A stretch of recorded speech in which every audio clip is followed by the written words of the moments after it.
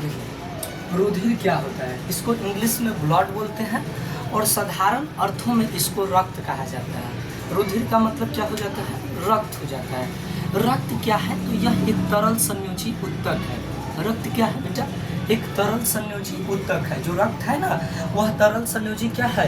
एक उत्तक है। ठीक है, तो रक्त के बारे में हम समझें कि यह जो है एक तरल संयोजी जो है उत्तक है। मानव शरीर में जो है 6 लीटर रक्त होता है। जो मानव का जो शरीर है ना, उसमें 6 लीटर रक्त होता है। ठीक है, और यह एक तरल संयोजी उत्तक है। इसके बाद कह रहे हैं रक्त के भाग। तो जो रक्त के भाग होते हैं ना, वो 2 भाग होते हैं। एक होता है रुधिर प्लाज्मा, मतलब रक्त प्लाज्मा कह सकते हैं, प्लाज्मा, और एक होता है कनिकाएं। रक्त के 2 भाग होते हैं, एक होता है प्लाज्मा और दूसरा क्या होता है? कनिकाएं। रक्त के कितने भाग होते हैं? 2, एक प्लाज्मा और दूसरा कनिकाएं। प्लाज्मा जो है पूरे रक्त का 55% अकेले भाग है, और जो बच जाता है 45% वो कनिकाएं हैं। और जो रुधिर कनिकाएं हैं, यह 3 भागों में बटी है। एक हो जाता है लाल रक्त कोशिकाएं, श्वेत रक्त कोशिकाएं और रक्त प्लेटलेट्स, है ना। तो ये 3 भागों में बट जाती है। अब देखिए, जो आपका प्लाज्मा, ये जो प्लाज्मा है ना, प्लाज्मा में 90% जो है जल होता है। प्लाज्मा में 90% जो है जल होता है। ये पहला बात आप याद रखिएगा। दूसरा बात, पूरे रक्त का जो है, पूरे रक्त का 55% भाग है अकेले। जो रक्त है, उस रक्त में जो है पूरे रक्त का जो है यह 55% हिस्सा जो है अकेले होता है। और अगर ये जो प्लाज्मा है ना, इनका जो प्लाज्मा है, जो ये प्रोटीन और कार्बनिक पदार्थ भी मौजूद होते हैं। जो प्लाज्मा है, इसमें आपके मौजूद होते हैं कार्बनिक पदार्थ। इसके बाद मौजूद होते हैं अकार्बनिक पदार्थ, और इसके बाद मौजूद होते हैं प्रोटीन। ठीक है भाई, इसके बाद मौजूद होते हैं प्रोटीन।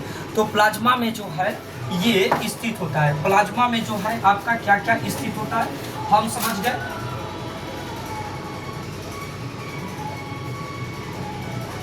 ठीक है भाई, प्लाज्मा में क्या क्या चीज होता है, इसको जल्दी से आप लोग लिखिए। ठीक है, फटाफट से देखिए।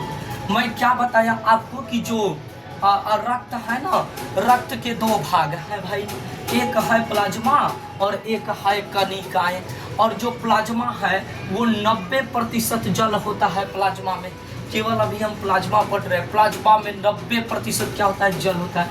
और यह पूरे रक्त का जो है 55% भाग है। ठीक है, और इस प्लाज्मा में जो है कार्बनिक पदार्थ, अकार्बनिक पदार्थ और प्रोटीन स्थित होते हैं। क्लियर हुआ बात? क्लियर, इतना बात हुआ।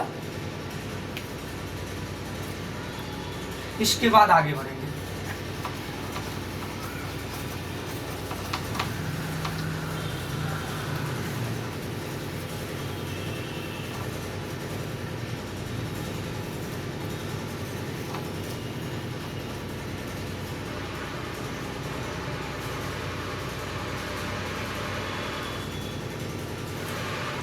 इसके बाद हम पढ़ेंगे जो आपका लाल रक्त कोशिकाएं, लाल रक्त कोशिकाएं, जिसको कहते हैं आरबीसी, है ना, लाल रक्त कोशिकाएं।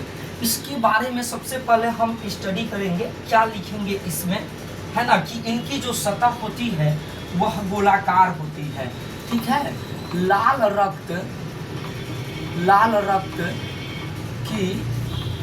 रक्त कोशिकाएं ना है भाई, लाल रक्त कोशिकाएं की सतह गोलाकार होती है। ठीक है, दूसरा क्या चीज हम याद रखेंगे कि लाल रक्त कोशिकाओं का केंद्रक दिखाई नहीं देता।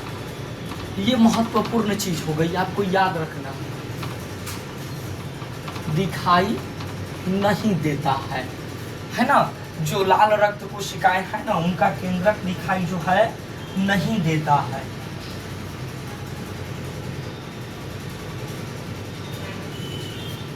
इनका औसत व्यास जो है 7.7 माइक्रोमीटर होता है। इनका औसत व्यास जो है ना, इतना होता है। इसके बाद आपको जो है याद रखना है, इनकी मोटाई 2 माइक्रोमीटर, मोटाई जो होती है मोटाई वह 2 माइक्रोमीटर होती है। ये महत्वपूर्ण चीज है जिसको आपको याद करना है। सभी लोग देखिए अच्छे से याद कीजिएगा, ठीक है ना। वीडियो यूट्यूब पर अपलोड भी करेंगे, आप लोग लिखिए फटाफट। देखिए लाल रक्त कोशिकाएं की सतह गोलाकार होती है, ठीक है।